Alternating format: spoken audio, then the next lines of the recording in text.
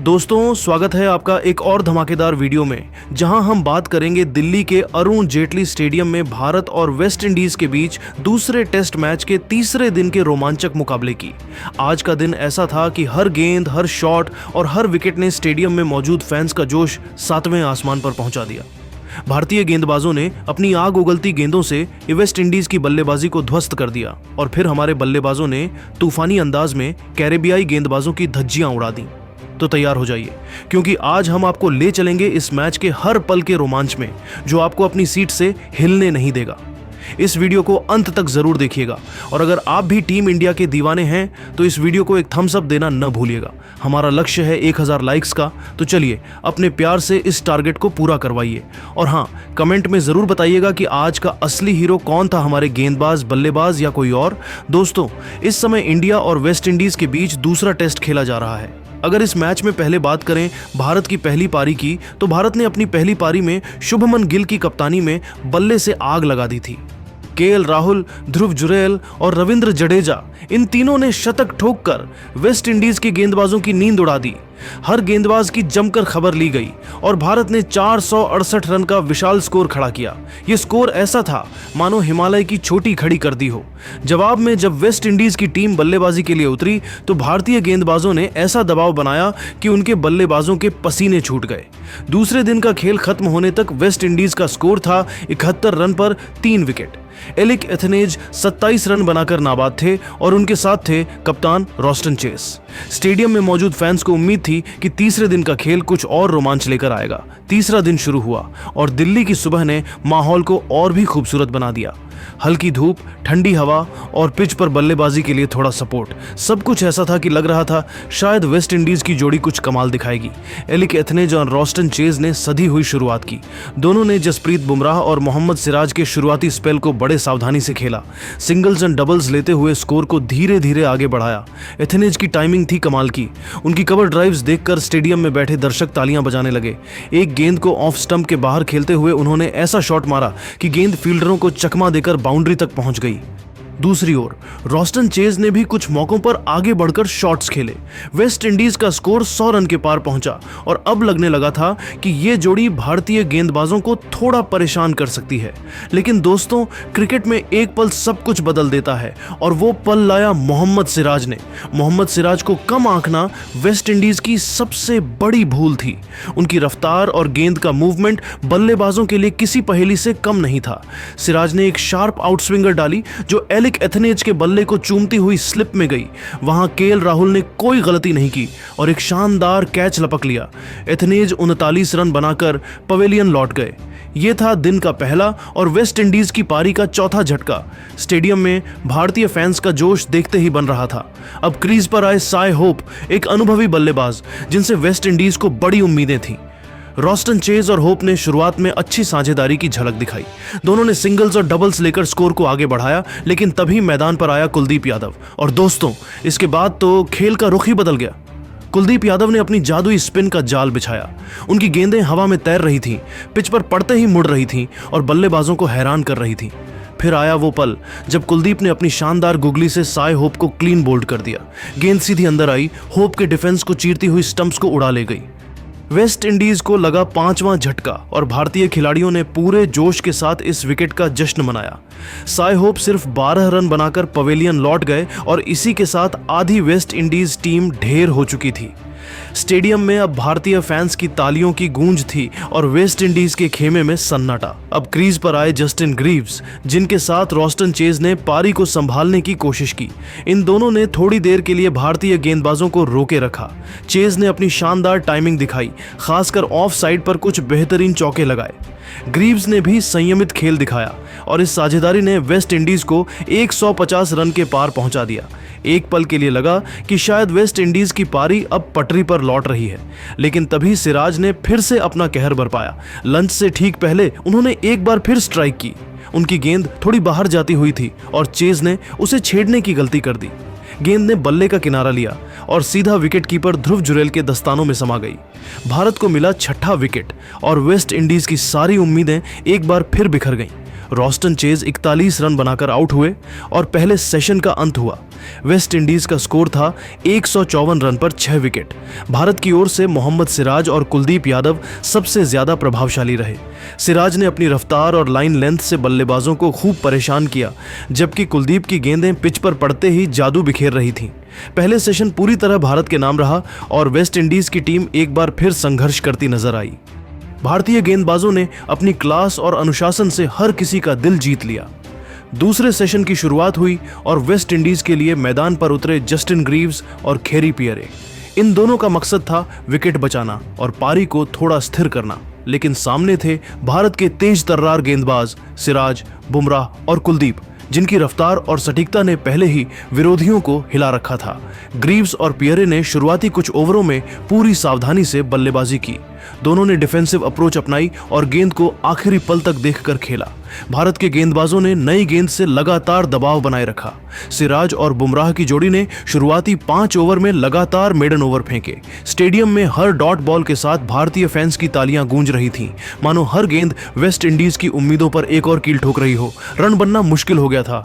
कई ओवरों में मुश्किल से 1 या 2 रन ही आए। वेस्ट इंडीज के बल्लेबाजों के चेहरों पर तनाव साफ झलक रहा था और फिर उस दबाव में गलती हुई। वॉशिंगटन सुंदर ने वेस्ट इंडीज को 7वां झटका दिया। सुंदर आज अपनी लय में थे और पिच से उन्हें टर्न और बाउंस दोनों मिल रहा था। उन्होंने गेंद को थोड़ा स्पिन देकर अंदर की ओर आने दिया और खेरी पियरे पूरी तरह चकमा खा गए। गेंद उनके पैर से टकराई और अंपायर ने उंगली उठा दी। पियरे ने रिव्यू लिया, लेकिन रिव्यू भी उन्हें नहीं बचा सका।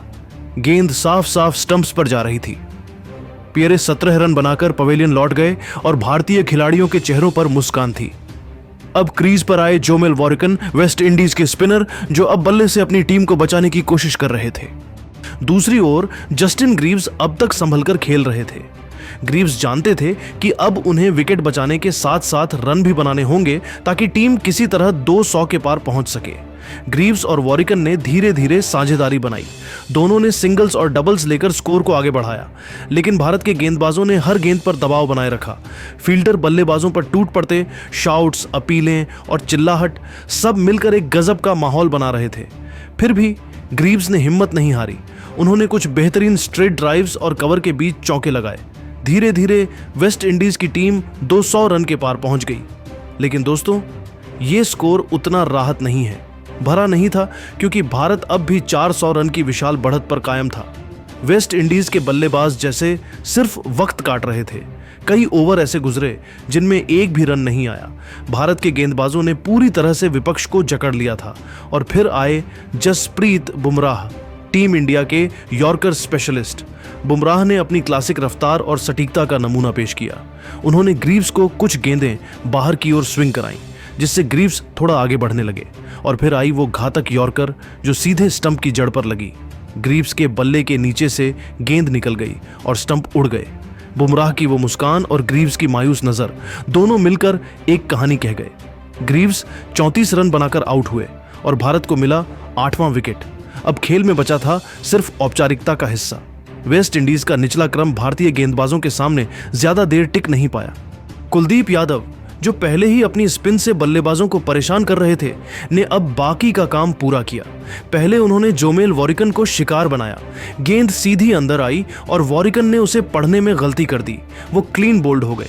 इसके तुरंत बाद कुलदीप ने जेडन सील्स को भी नहीं बख्शा। उनकी गेंद ने लेट टर्न लिया, सील्स के डिफेंस को तोड़ा और ऑफ स्टंप उखाड़ दिया।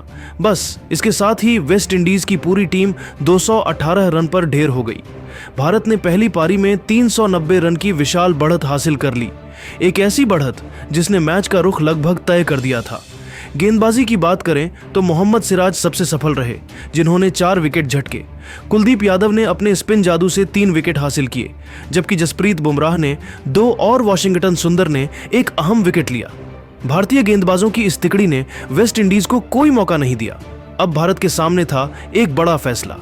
क्या वो वेस्ट इंडीज को फॉलो ऑन देगा या खुद बल्लेबाजी करेगा?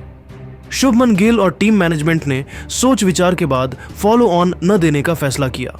गिल का इरादा साफ था, दूसरी पारी में तेज रन बनाकर वेस्ट इंडीज को एक असंभव लक्ष्य देना। तीसरे सेशन में भारतीय पारी की शुरुआत करने उतरे 2 इनफॉर्म बल्लेबाज केएल राहुल और यशस्वी जायसवाल।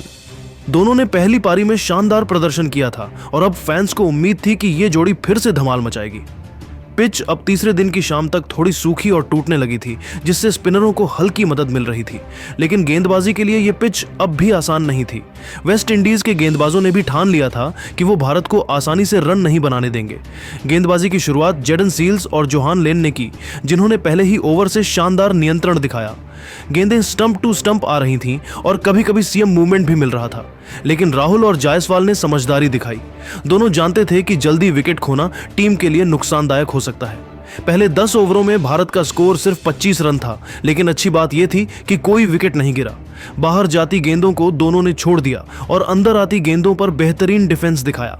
जायसवाल ने कई बार गेंद को बॉडी के पास खेला, जबकि राहुल ने अपनी क्लासिक तकनीक का नमूना पेश किया। भारतीय ड्रेसिंग रूम में शुभमन गिल और कोच गौतम गंभीर इस सावधानी भरी शुरुआत से संतुष्ट दिखे। धीरे धीरे जैसे गेंद पुरानी होने लगी, बल्लेबाजी आसान होने लगी और फिर आया वो पल जब यशस्वी जायसवाल ने गियर बदला। उन्होंने वेस्ट इंडीज के स्पिनरों पर हमला बोलना शुरू किया और जैसे ही गेंदबाजों ने लाइन बदली, जायसवाल ने कदमों का इस्तेमाल किया और गेंद को बाउंड्री की राह दिखाई। उनके शॉट्स में आत्मविश्वास झलक रहा था। चौके, स्वीप, ड्राइव, हर दिशा में रन बहने लगे। दूसरी ओर केएल राहुल अब सेट हो चुके थे। उन्होंने सिंगल्स और डबल्स से स्ट्राइक रोटेट की और जैसे ही बाहर की गेंद मिली, अपनी ट्रेडमार्क कवर ड्राइव मारी।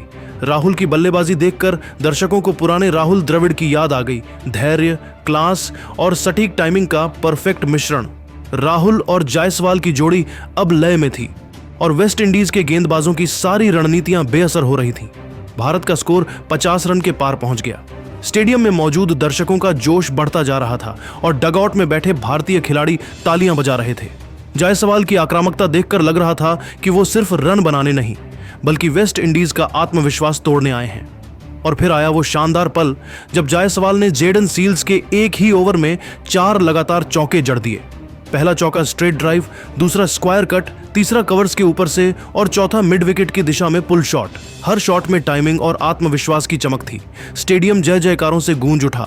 जायसवाल, जायसवाल। वेस्ट इंडीज के गेंदबाजों के चेहरों पर अब थकान और लाचारी साफ दिख रही थी।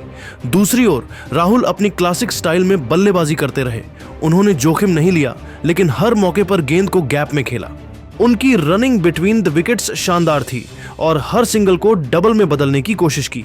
राहुल और जायसवाल के बीच तालमेल गजब का था। दोनों ने एक दूसरे के गेम को समझा और अपनी साझेदारी को मजबूती दी। धीरे धीरे भारत की बढ़त 500 रन के करीब पहुंच गई। अब भारत पूरी तरह से मैच पर हावी था और वेस्ट इंडीज की टीम मनोवैज्ञानिक रूप से टूट चुकी थी।